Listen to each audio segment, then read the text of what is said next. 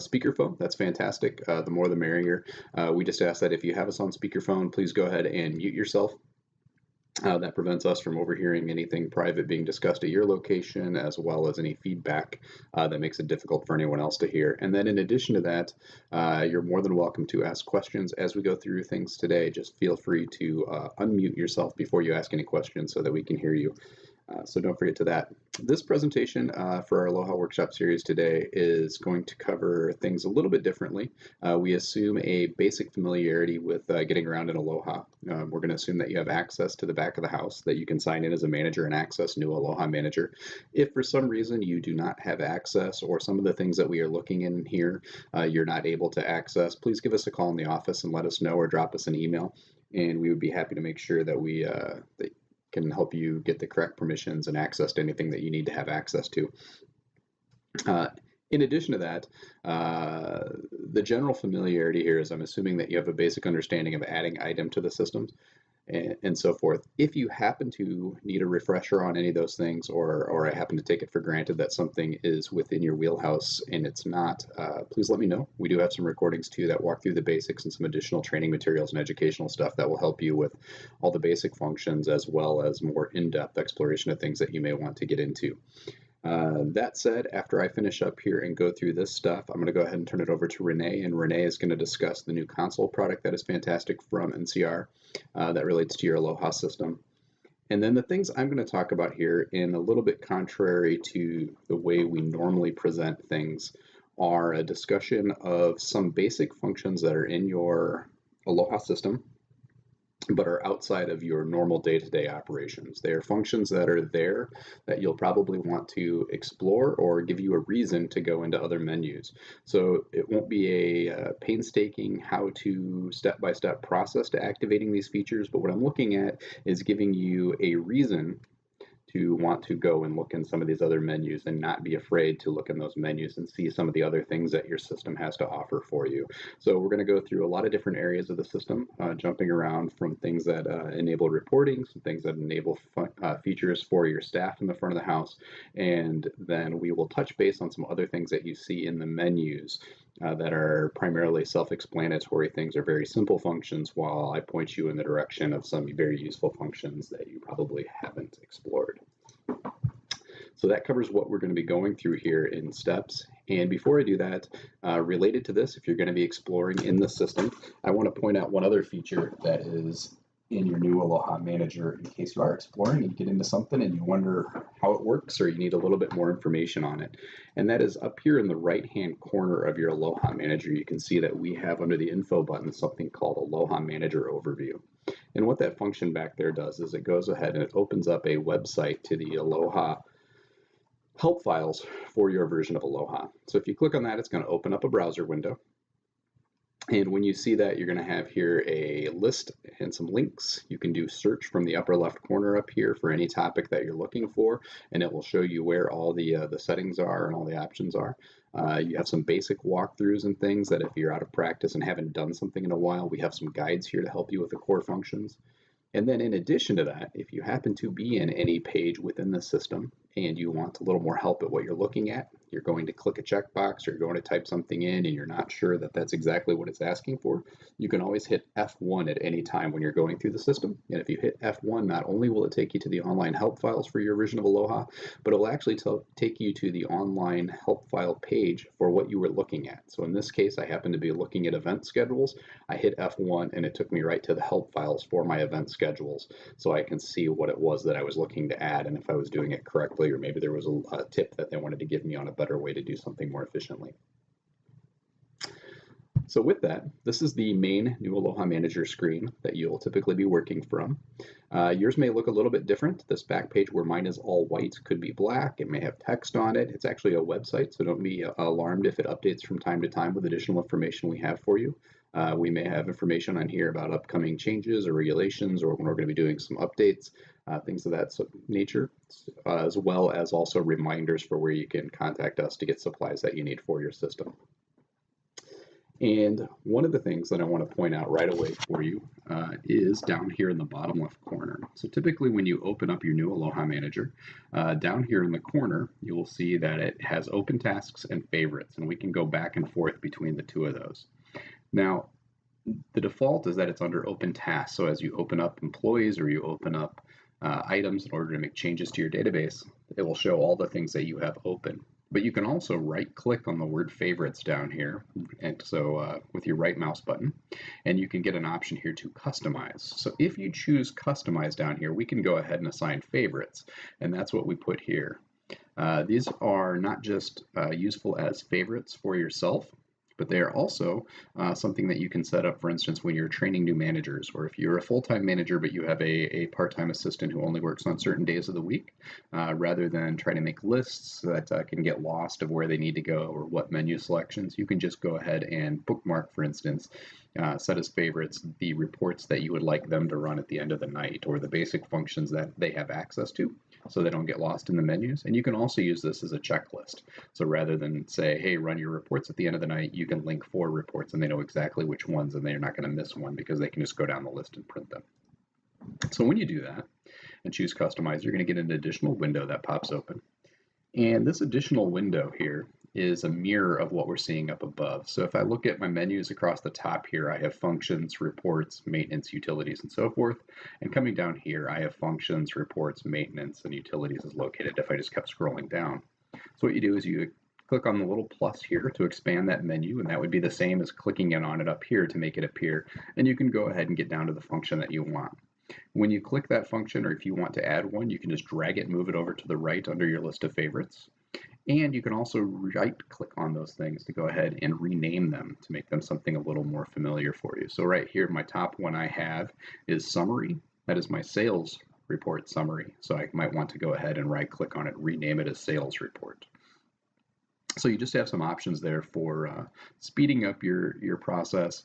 You can put things in order here. So I have, for instance, items, item routing, categories, and submenus. That would be the 4 steps that are necessary when I add a new item to the system. And this gives me a little checklist that I can look at that makes sure I don't skip any of those important steps. I don't want to go ahead and add my items and then find out that they're not printing to the kitchen because I forgot to add them to item routing.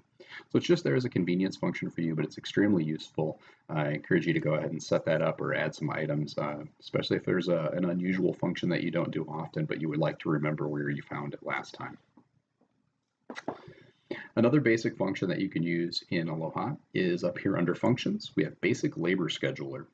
And the basic labor scheduler over here is a scheduling tool that is built in. It gives you this pop-up window. And this is not, it's a very visual and very easy to use schedule manager. So what we are looking at here is we can see that we have the days of the week we can choose, and then which job code we're looking at. So we're not overwhelmed with seeing our whole staff at a time. We're just looking at one job code. And to the right here, we have how many hours of labor we have scheduled and what the labor dollars are that we have. So this is useful as a budgeting tool, both ways. So if we are looking at it, we can see for a given event or a given day how much labor we had last time. For instance, if we were doing a St. Patrick's Day party and we knew that last year we had $500 scheduled in bar labor during St. Patrick's Day, but this year we're going much bigger, then obviously we want to make sure we're in excess of that $500 labor. If we're going the other way and we're trying to reduce our labor expenditures, and we know that this week, last year, we were running $300 in bar labor, but we're trying to do a 10% reduction in labor cost, then we know exactly how much we have budgeted for the upcoming month. So as we change these around, you can see this will update. You just start where you want to put a shift, and you drag an arrow to the right, and then the start time. The nice thing about this visually is you have a way to see what your coverage is. You can see what time that's staggered or when people coming in. You can visually see how many people are on a given shift, so you can see how many people I have during my lunch hour. And if somebody calls off or you need to move a shift because of a request, offer, and availability change, you just drag that shift from one name down to the other. So I could take this from Johnson and I could drag it down to Denton. When I do that, it's going to immediately change up in the corner what my allocation is for my wages. So sometimes you can also see returns in your labor expenditures for a day or a week by just being more efficient in where you allocate that labor spending. If you want to make sure that your highest paid cooks are working on the weekends when you have the sales volume to support that kind of labor expenditure, and maybe on the rather than having your highest paid cook working on Monday nights where it's kind of rough on your labor costs. So you do have a tool built in here to manage that. If you print schedules from here, you can also hide the out times so that your staff knows they're in at 4, but they don't know what time you're expecting them to leave. That way you don't have to run into the uncomfortable situation of a staff member saying, well, I was supposed to leave at 9 o'clock. And additionally, it prints out a different page for every job code. So it'll print out one page for the cooks, one page for the bartenders, one page for the host, and you can post those appropriately. This allows you, if the system is using your labor controls, to go ahead and put in here also punctuality controls. Usually we don't implement this until after your staff is a little bit more familiar with it. So the punctuality controls would say that my staff member here is scheduled in at 9, so I'm not going to let them clock in before 8:55 to help cut down on employees who come into the restaurant, clock in, then they go change into their uniform, make a phone call, have a sandwich, and then get to work. So we have those abilities. We usually talk to you a little bit before you actually turn on punctuality controls because we want to make sure that you have a manager present in case somebody needs to clock in. For instance, if you don't have a manager there and your waitress doesn't make that window, then your waitress can't clock in without getting a manager's permission since she was late. And so there you need to make sure that you have somebody there to take those orders. But it's fantastic for controlling labor, and it's just something that's a little bit underutilized, that functionality that people have available. Another side effect of that is, once we are doing it, is that you can get overtime warning reports. So not only will it tell you that this employee was scheduled for too much time, you'll see a visual reminder that they have conflicts of schedule, so you don't schedule somebody in the bar and the kitchen at the same time. And then with this overtime report, it updates when you run it. So maybe towards the end of your week, if you're running Sunday through Saturday, maybe on Thursday or Friday, you want to run your overtime warning report so that you can go ahead and catch that, one of my cooks called off at the beginning of the week and someone else picked up those hours. Now that they've got those hours, they're going to hit overtime. So maybe to balance that out, we can have the person who called off earlier in the week pick up a shift from that person now that they've returned to work and prevent everyone from having overtime. So just another option for you for reporting and controlling your costs as well. An additional function too that you can use that helps you with your staff is the audit. This is both a tool for management and it also helps you with doing some things for maintaining your staff. So the audit report at the bottom of your reporting system lets you bring up this window where we can bring up a very, very detailed report of things going on in the restaurant. So when we do this, we can set a window for what time we would like to look at our audits. We can set specific employees, or we could select all of our employees that we want to look, and then we go ahead and select the behavior. And there is actually an all down here if you're interested in seeing everything that a certain employee did or every function related to a certain check. If we went here and clicked check number, then it would switch it from employees to a list of all checks. And for instance, if I knew there was some questions about a banquet table or a banquet check, I could go ahead and select that specific check and see every function that took place related to it, whether it be a comp or an item ordered or the table was transferred and who did it and so forth. This lets us go ahead and dig into what the staff has been doing. These reports can get extremely long. If you are a very, very busy establishment and have lots going on, this could easily be a 120-page report. So this isn't something typically that you would run and sit at the bar and audit, go dig through what your staff is doing. This is, unless you were going to try to frighten your staff by sitting there with an audit report and going through it with a highlighter saying, where were you on the night of the 8th? What were you doing at 7:52 when you rang in the Sprite? This is more useful when you're looking into specific behavior that you want to keep an eye on. If you want to make sure that there's not any scams going on related to transfers, or if there was an item that was rung in and you're not sure who applied promos to it, you need to go ahead and take a look at that, looking for pattern of behaviors. This is great when you have something specific you are digging into.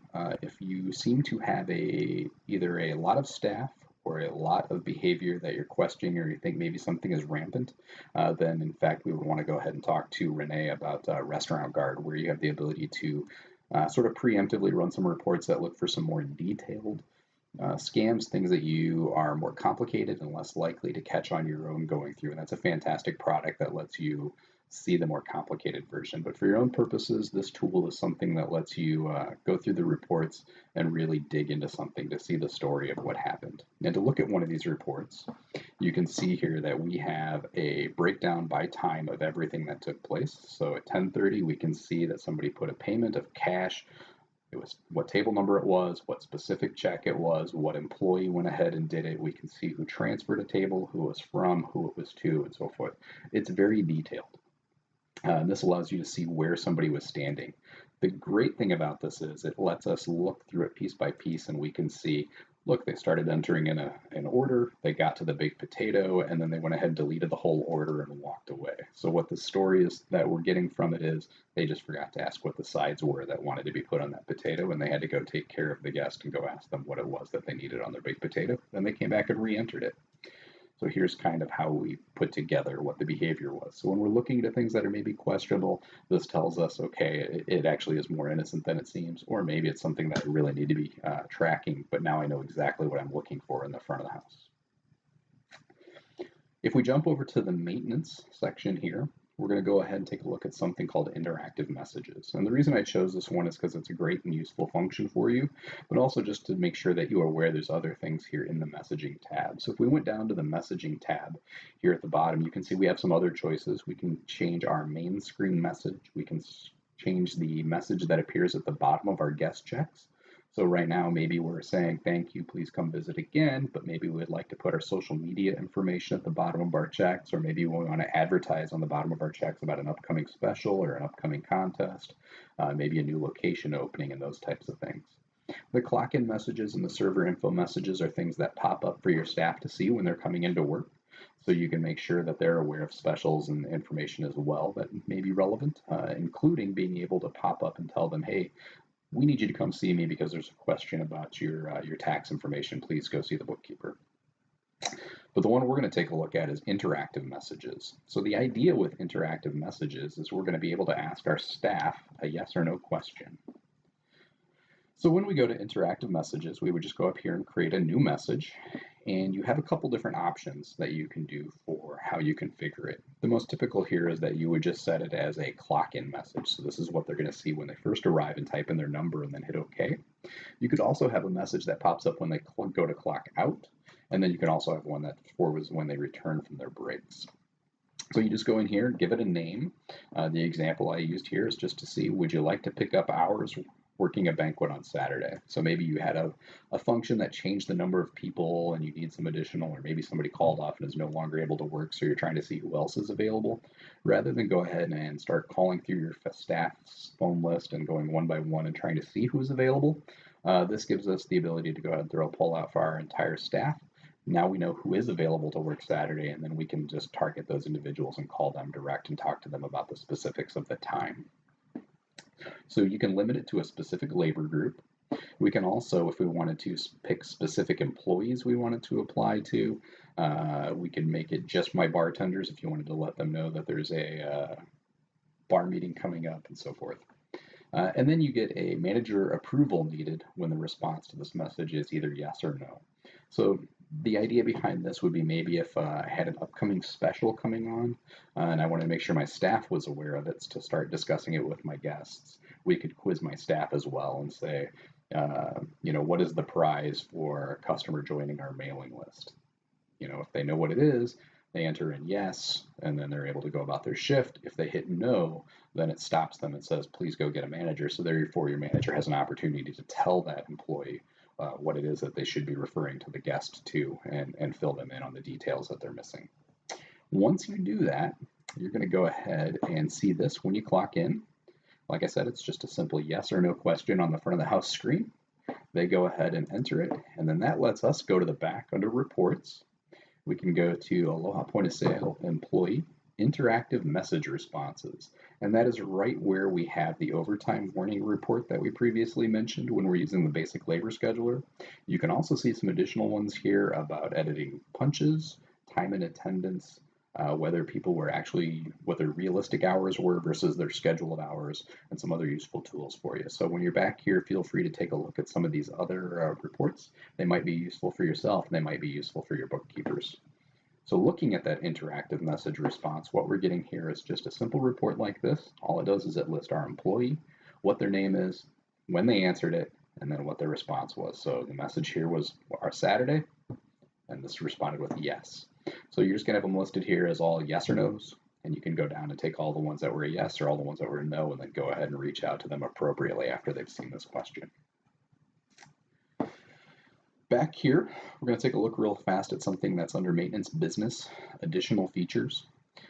Sometimes you will be familiar with coming back here for the store settings, because under the store settings is where we would change our phone number or the address for our store, and we have some additional features under there.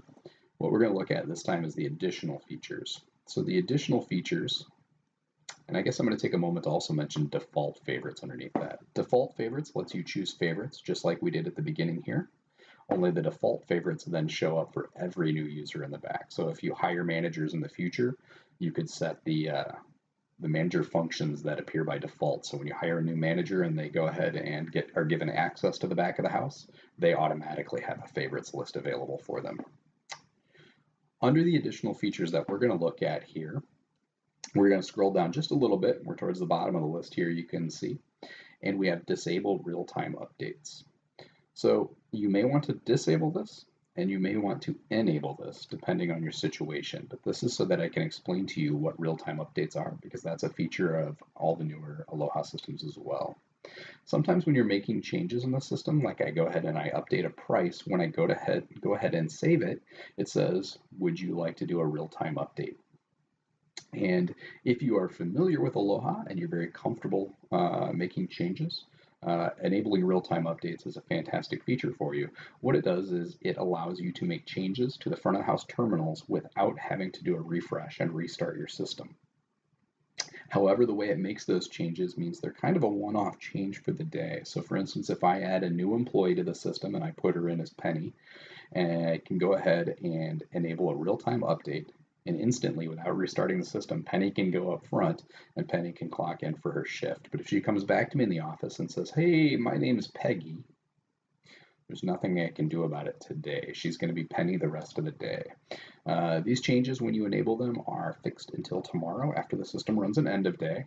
However, if you are an establishment that is 24 hours or is a busy establishment, or you discover a change, something in price was set up incorrectly by another manager during your hours of operation, this is an option that lets you just go ahead and quick make that change on the spot right away.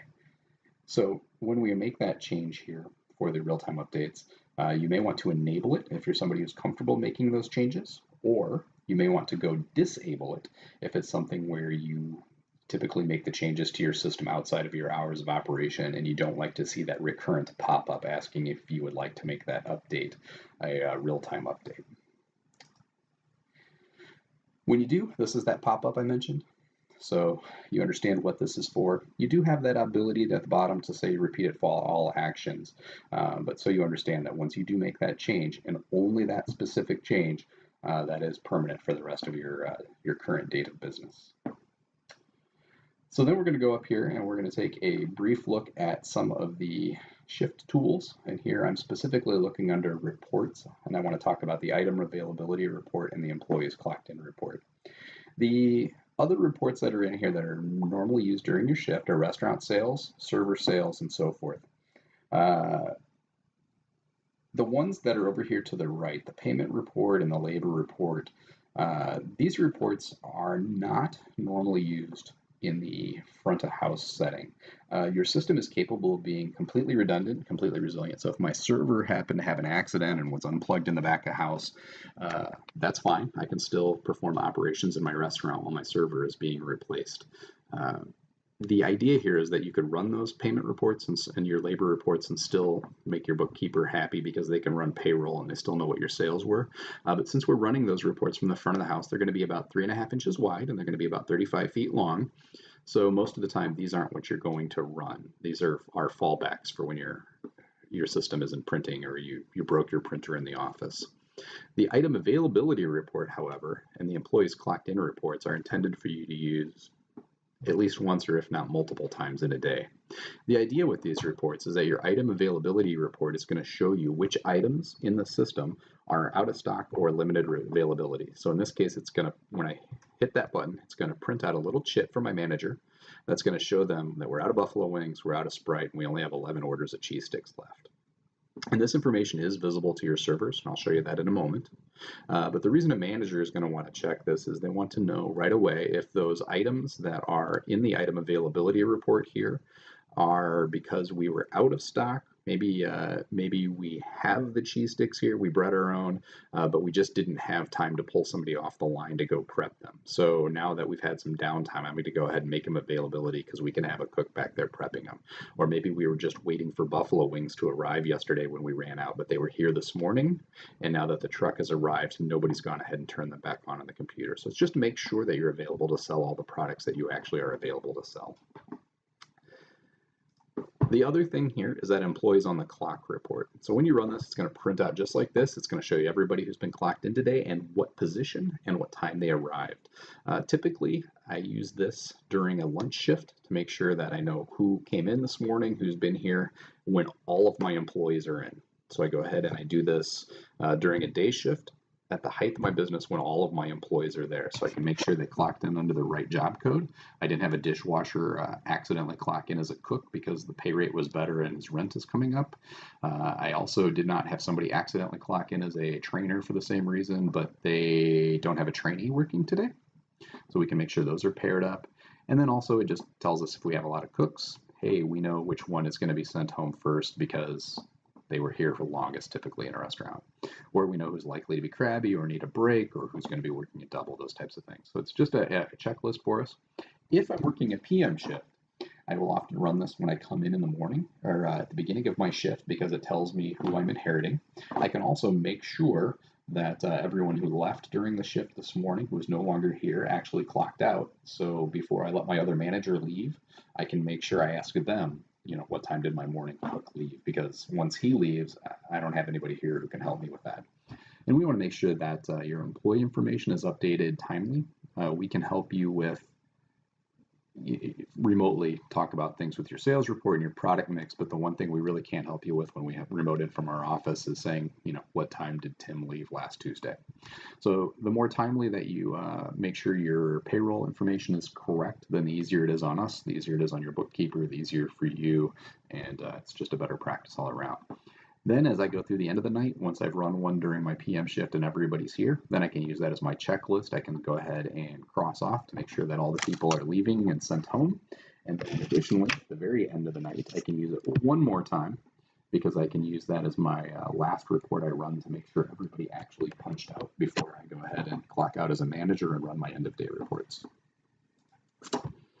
Also, we have ability here under labor maintenance. We can run performance measures. Under that labor, you're probably already going there to add your employees, but I want you to look down and see some of the other things that are in here. You can change your termination reasons so that you can put some additional documentation behind why your staff members left when you're marking them as terminated under employees. You can also go ahead and change the punch edit reasons so that you can have a reason when your managers go ahead and edit the punches and say that somebody was late for work. Helps you keep track and pin down specific reasons, especially if you're trying to crack down on a certain behavior. Under performance measures, though, it lets us set up some things to track staff behavior in a very visible way for us, which is kind of fantastic. And then the employees setting, we're going to jump up and take one look here at what's something we're going to change under employees. So the idea here is when you go to your job codes, we can go ahead and rearrange these job codes. And the reason we would want to rearrange them for employees is using the move up and move down functions here. So here I have server, that's the top one highlighted. I can go ahead and move it down, or if I wanted to select manager, then I can move it up.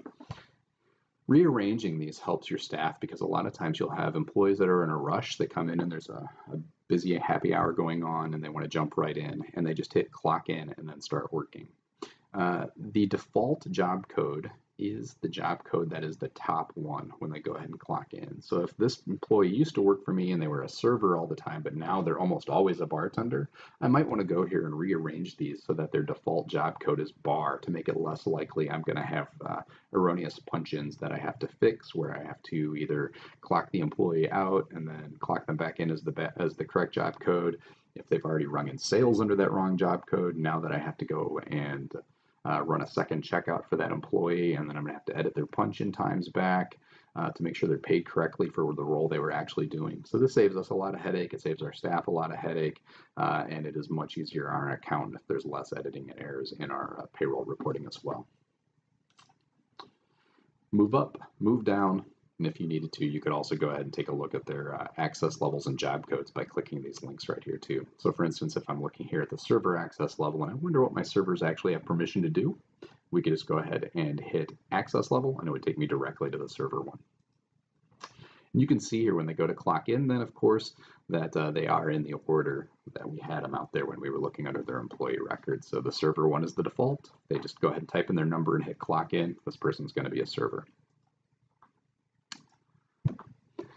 Under items, real fast, we're going to take a look. We've got a couple of real quick changes. We can look at items to make things easy for you.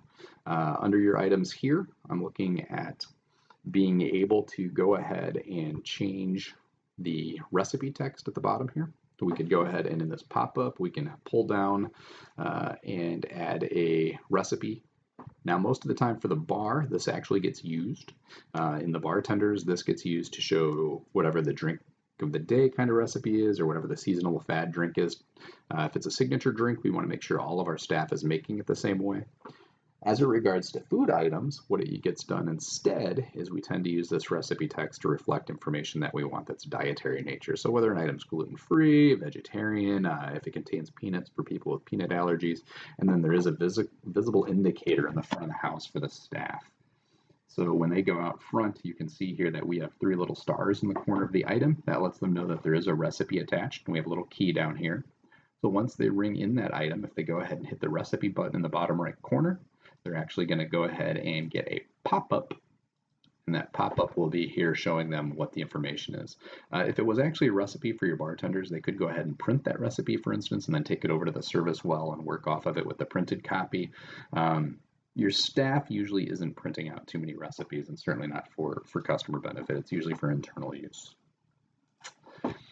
Also, we have an item down here. You can see this one is indicated a little different. It's bright red and has a completely different appearance to it. It actually is going to flash. And so the way we do that is when we add them, we're already adding them to categories as part of our steps for adding an item. We create the item, we route it, we put it in categories, and then we go ahead and put the button somewhere. You can create an additional general category. So if you hit new, and here I very creatively called it things that flash. If you go ahead and check this box here for suggestive, that means that anything we put in this category will flash up front. So if I went over to my items tab here, I can find the items that I want to flash, use the arrows to move them over to the right, and those items are going to flash when we go into the front of the house. The idea here is that we can use that for marking things that are special, limited time only items. Let's say it's November and I want to remind my staff to get rid of the Oktoberfest beers because they're on discount. Also, we can use it to push our most profitable items and suggest them. There's quite a bit of use you can get out of making the items flash to indicate for your staff. Also, if you have limited time specials that pop up on certain days and you want to make it more obvious where that button just appeared, that's a great use for it as well.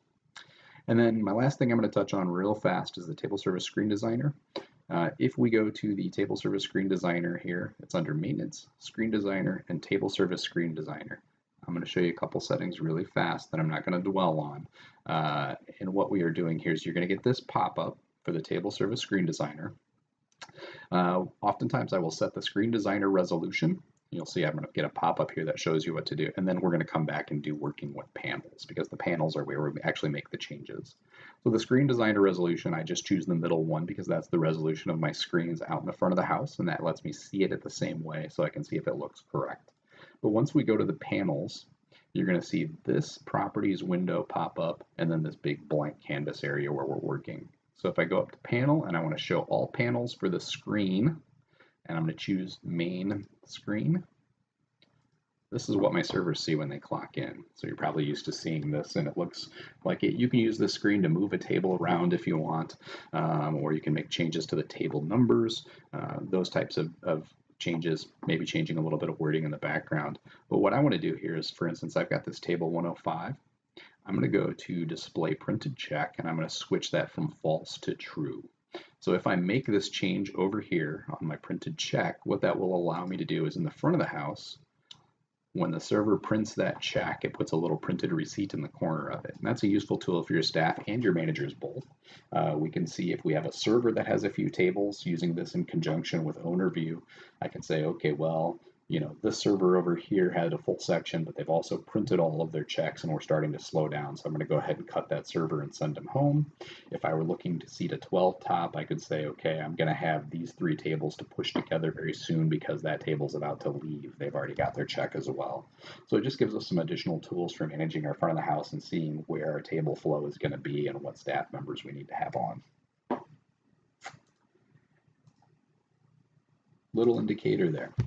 So this is our number here at the office. If you have any question about any of those, you can always go ahead and drop us a line here at info@integratedpos.com or support@integratedpos.com, or you can call the office and ask directly. And with that, I'm going to go ahead and have Renee talk about the new product console from NCR, which is kind of a fantastic tool that gives you even more insights than the things that I was just pointing out here about reports and settings and things like that. So Renee, if you are ready, I'm going to have you take this over. Okay, I'm going to change the presenter here and get going. Just give me 1 second here. All Absolutely.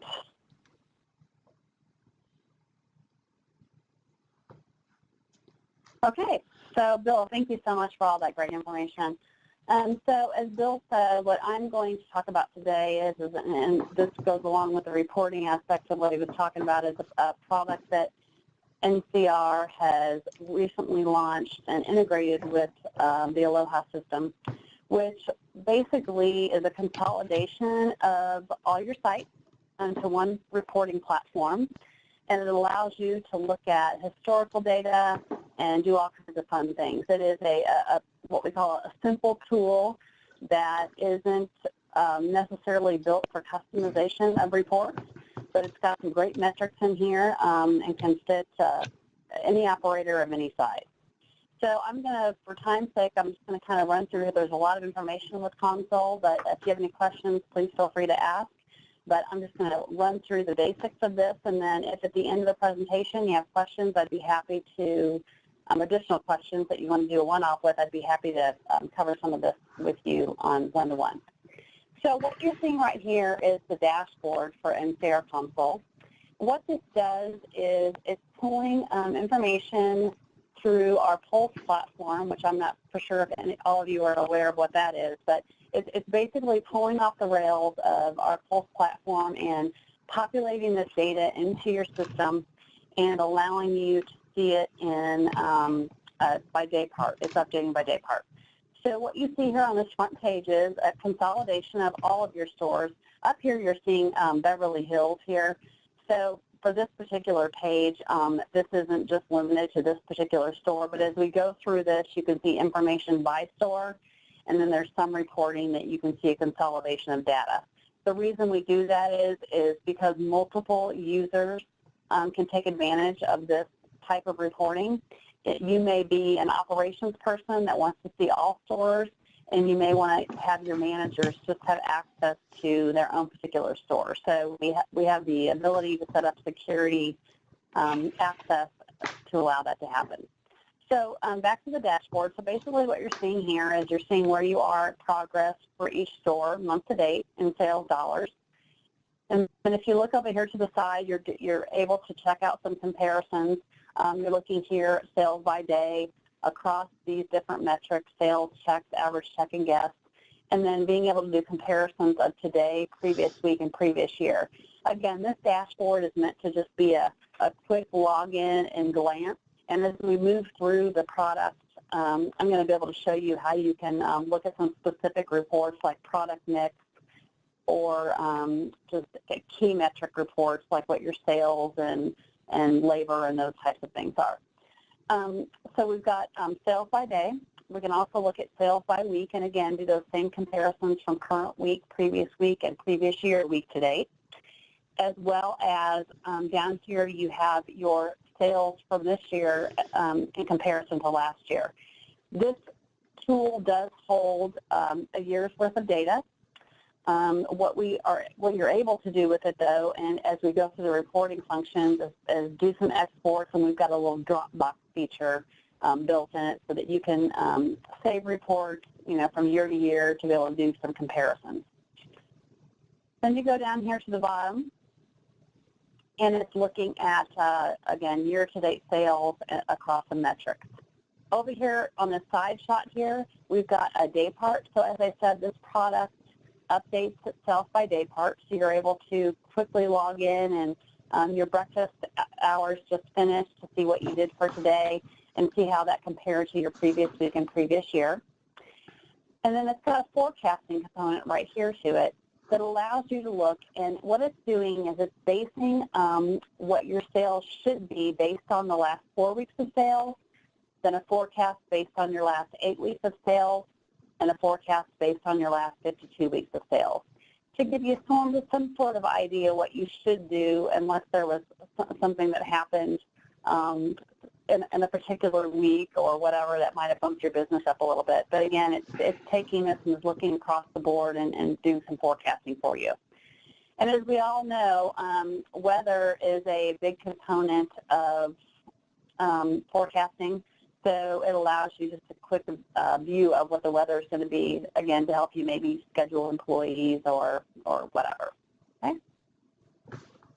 So next what I'm going to do is I'm going to run over and just quickly run through some of the different report features that you can look at. So first what we have, and this one we find is very useful to most of the operators that have been using it already, is our day-to-day reporting. So what this allows you to do is it allows you to look at your, give me 1 second here, I'm going to turn off my email here so we don't continually get blasted with my emails coming through. My apologies.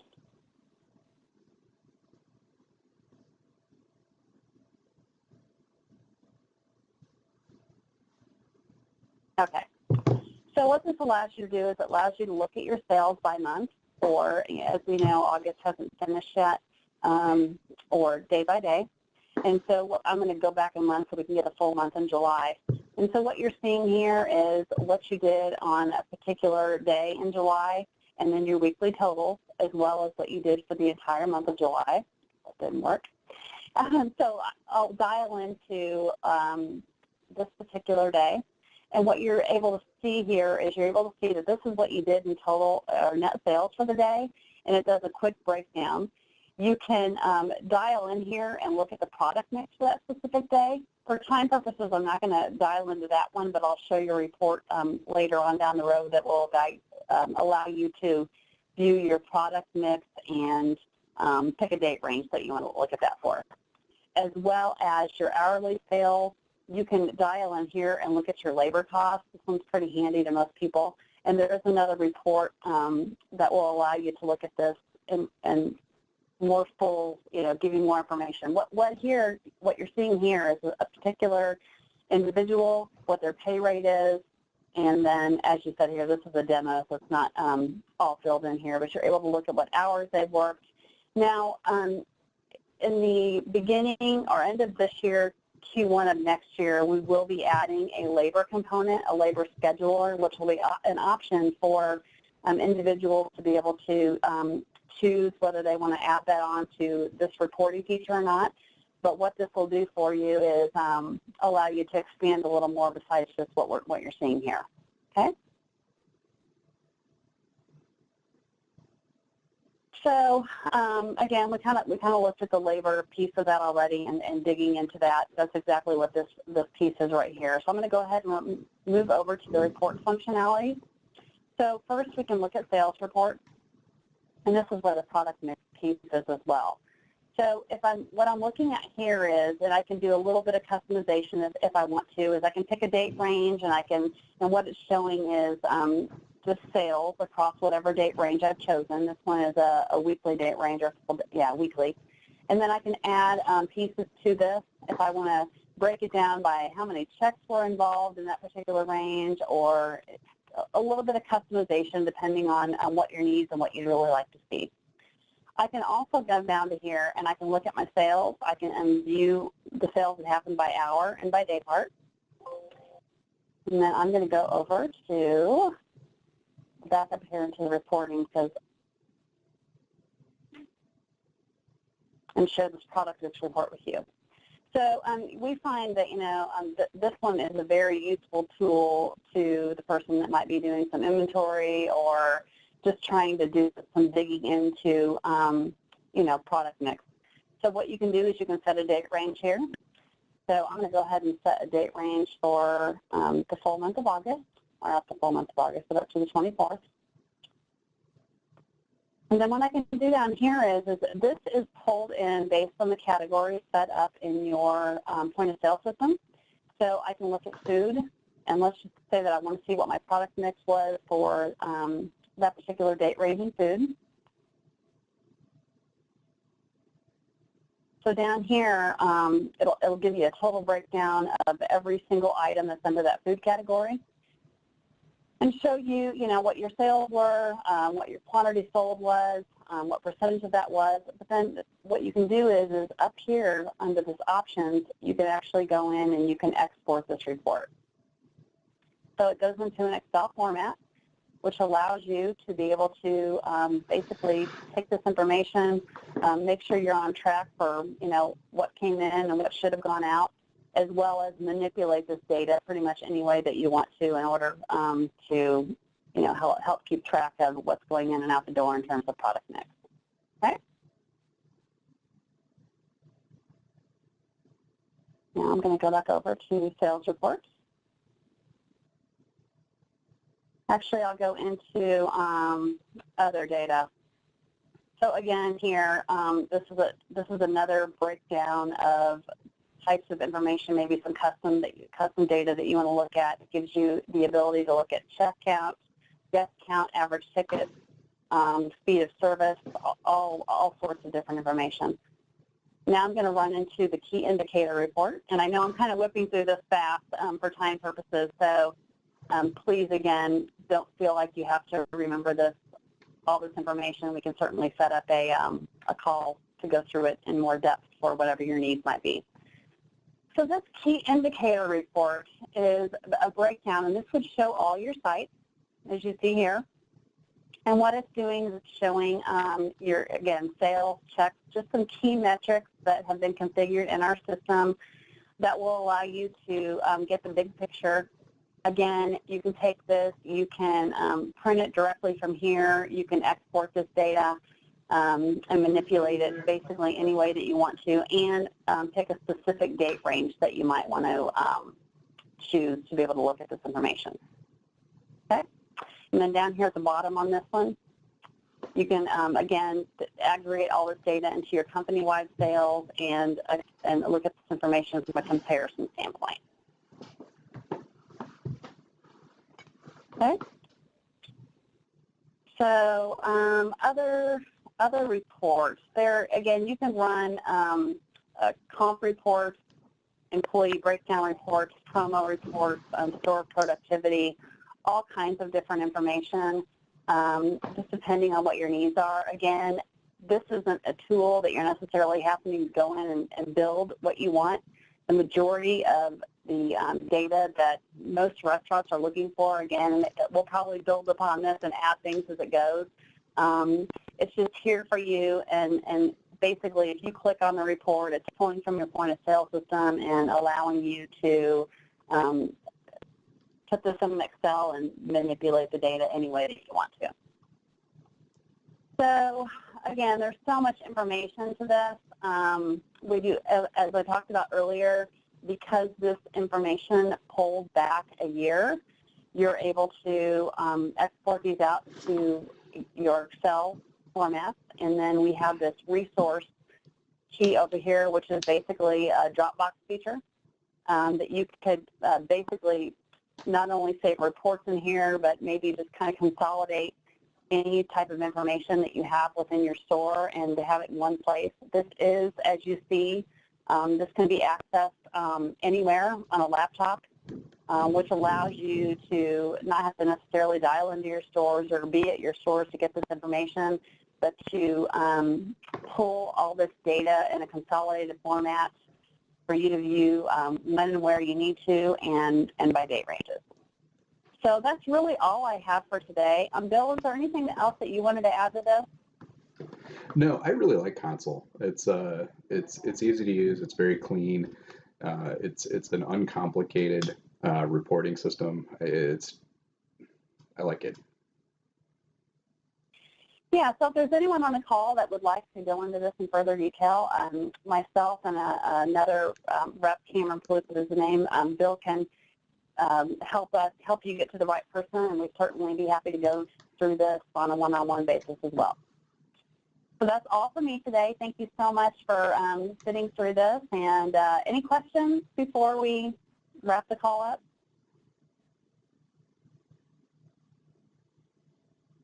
I think we're good. Thank you so much for presenting that, Renee. I appreciate it. Yes, thank you so much. Okay, everybody have a great day.